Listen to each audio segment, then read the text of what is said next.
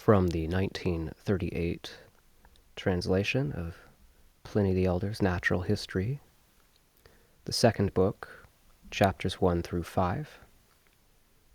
Here is the English reading with the Latin on facing pages. Chapter 1. The world, and this, whatever other name men have chosen to designate the sky, whose vaulted roof encircles the universe, is fitly believed to be a deity, eternal, immeasurable, a being that never began to exist and never will perish. What is outside it does not concern men to explore, and is not within the grasp of the human mind to guess. It is sacred, eternal, immeasurable, wholly within the whole, nay, itself the whole, finite and resembling the infinite, certain of all things and resembling the uncertain, holding in its embrace all things that are without and within, at once the work of nature and nature herself. That certain persons have studied and have dared to publish its dimensions is mere madness. And again, that others, taking or receiving occasion from the former, have taught the existence of a countless number of worlds, involving the belief in as many systems of nature, or if a single nature embraces all the worlds, nevertheless the same number of suns, moons, and other unmeasurable and innumerable heavenly bodies, as already in a single world.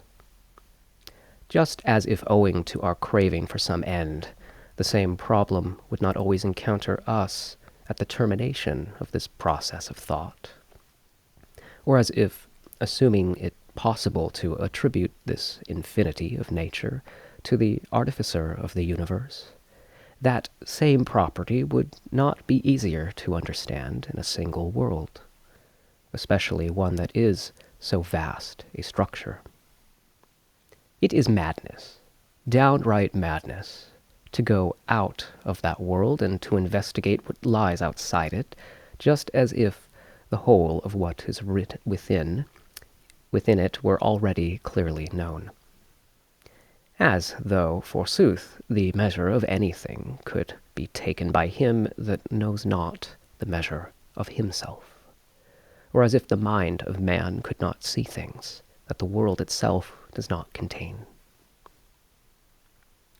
Chapter 2. On the shape of the world. Its shape has the rounded appearance of a perfect sphere.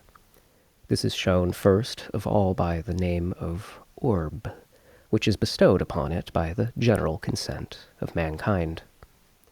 It is also shown by the evidence of the facts.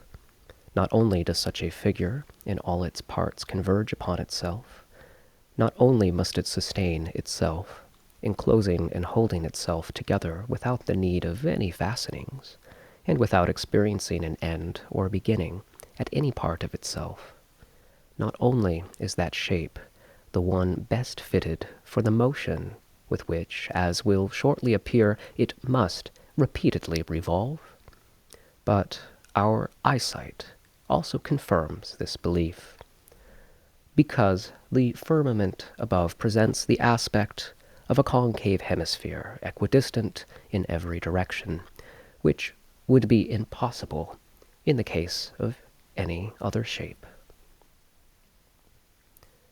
Chapter 3.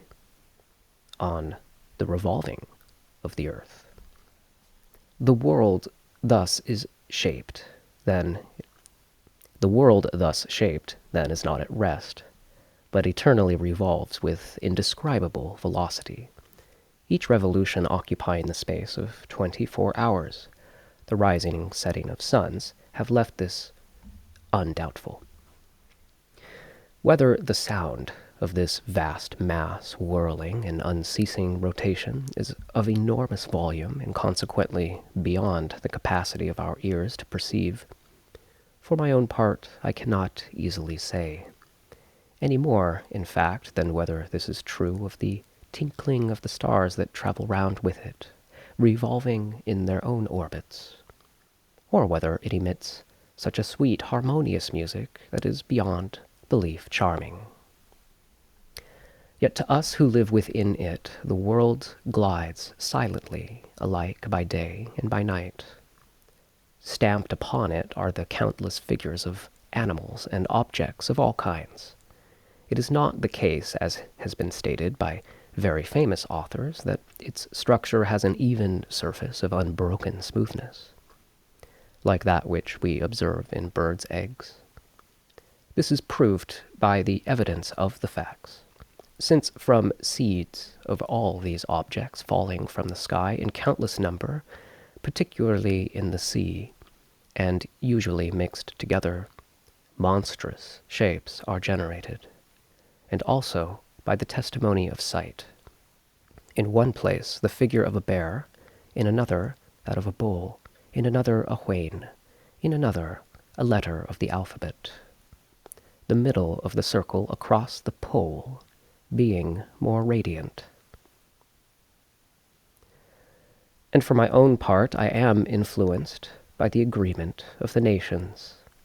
The Greeks designate the world by their word cosmos, which means ornament or decoration. But we, in our language, give it the name mundus, elegant, simple, because of its perfect finish and grace. As for our word caelum, this undoubtedly has the signification of engraved, as is explained by Marcus Varro. Further assistance is contributed by its orderly structure, the circle called zodiac, being marked out in the likeness of 12 animals, and also by the uniform regularity in so many centuries of the sun's progress through these signs. Chapter 4. On the 4 Elements of Nature. As regards the elements also, I observe that they are accepted as being 4 in number. Topmost the element of fire, source of yonder eyes of all those blazing stars. Next, the vapor, which the Greeks and our own nation call by the same name, the air. This is the principle of life, and it penetrates all the universe and is intertwined with the whole. Suspended by its force in the center of space is poised the earth, and with it the 4th element, that of the waters. Thus the mutual embrace of the unlike results in an interlacing, the light substances being prevented by the heavy ones from flying up, while on contrary the heavy substances are held from crashing down by the upward tendency of the light ones. In this way, owing to an equal urge in opposite directions, the elements remain stationary, each in its own place, bound together by the unresting revolution of the world itself. And with this always running back to its starting point, the earth is the lowest and central object in the whole, and stays suspended at the pivot of the universe, and also balancing the bodies to which its suspension is due. Thus, being alone motionless with the universe revolving round her, she both hangs attached to them all, and at the same time is that upon which they all rest. Upheld by the same vapor between earth and heaven, at definite spaces apart, hang the 7 stars which, owing to their wandering motion, we call planets, although no stars wander any less than they do. In the midst of these moves the sun, whose magnitude and power are the greatest, and who is the ruler, not only of the seasons and of the lands, but even of the stars themselves, and of heaven. Taking into account all that he effects, we must believe him to be the soul, or more precisely the mind of the whole world, the supreme ruling principle and divinity of nature. He furnishes the world with light and removes darkness. He obscures and he illumines the rest of the stars. He regulates in accord with nature's precedent the changes of the seasons and the continuous rebirth of the year. He dissipates the gloom of heaven and even calms the storm clouds of the mind of man. He lends his light to the rest of the stars also. He is glorious and preeminent, all-seeing and even all-hearing. This I observe that Homer, the prince of literature, held to be true in the case of the sun alone. Chapter 5, on the Godhead.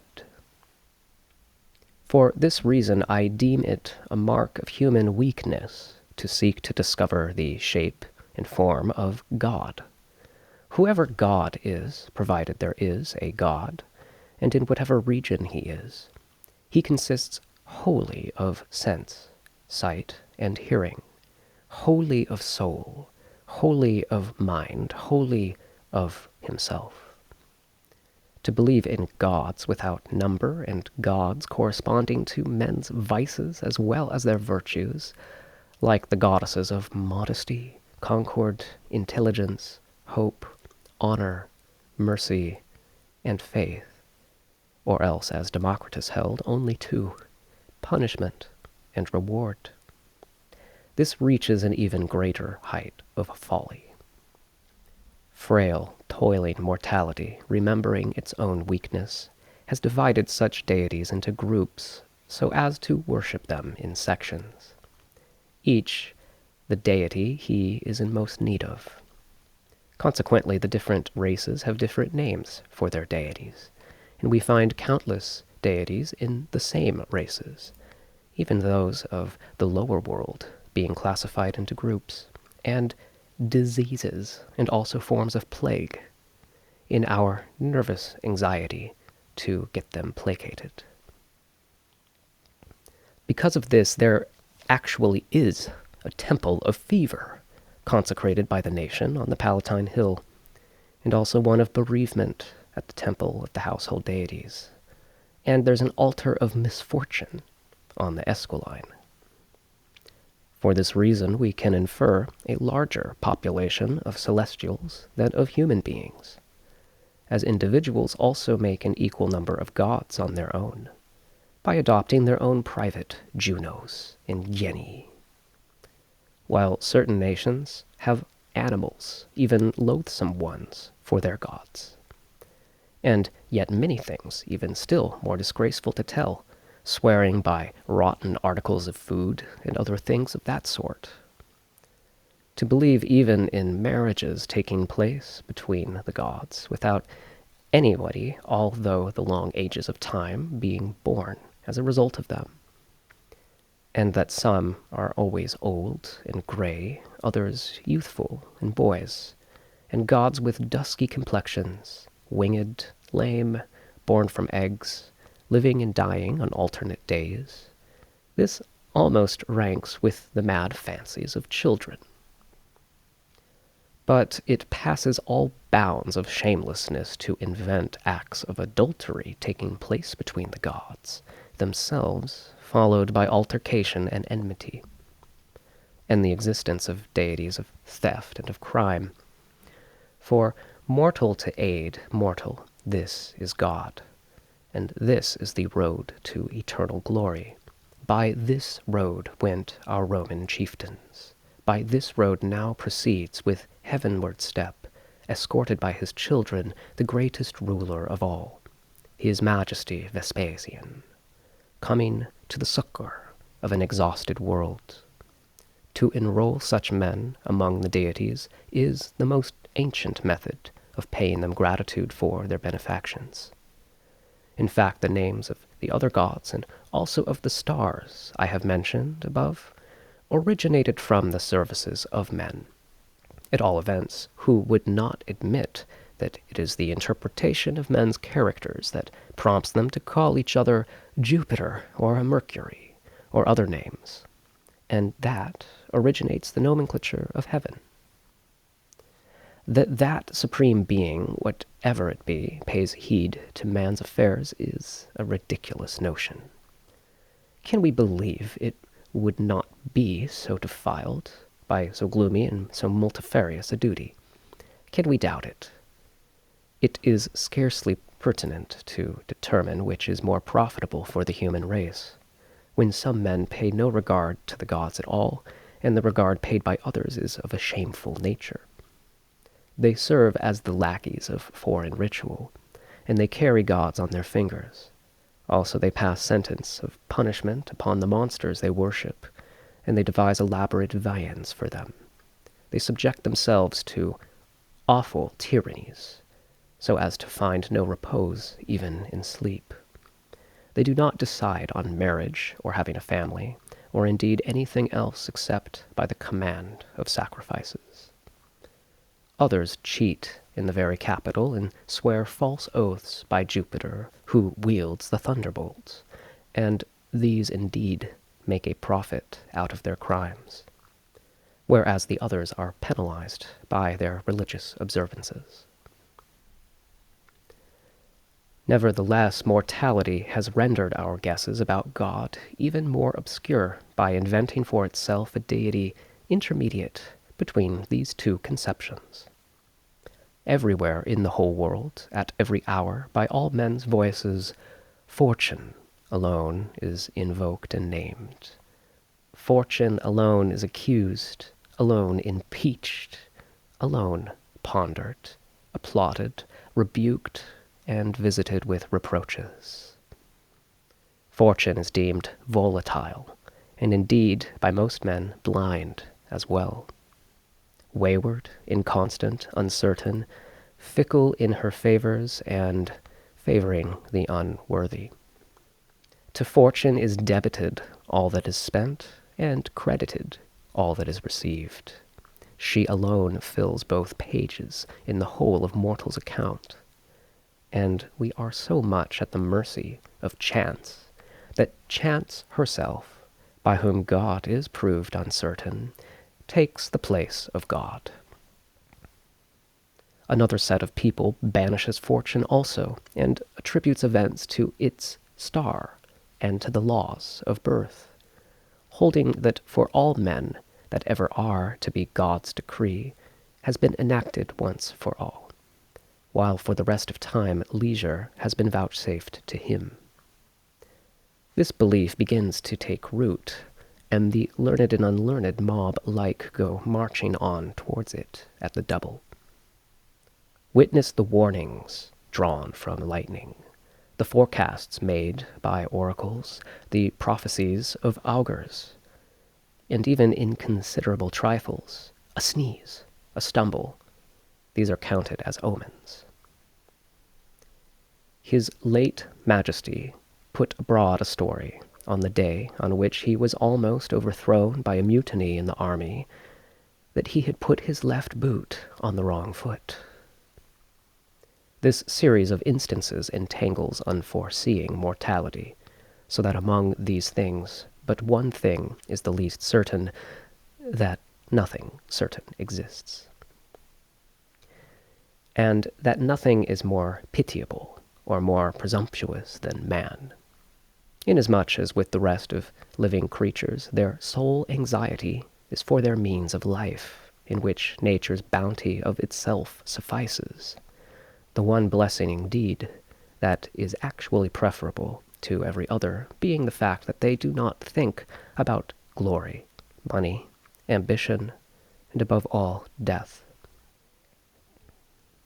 But it agrees with life's experience to believe that in these matters the gods exercise an interest in human affairs, and that punishment for wickedness, though sometimes tardy, as God is occupied in so vast a mass of things, yet is never frustrated, that man was not born God's next of kin for the purpose of approximating to the beasts in vileness, but the chief consolations for nature's imperfection in the case of man are that not even for God are all things possible, for he cannot, even if he wishes, commit suicide, the supreme boon that he has bestowed on man among all the penalties of life.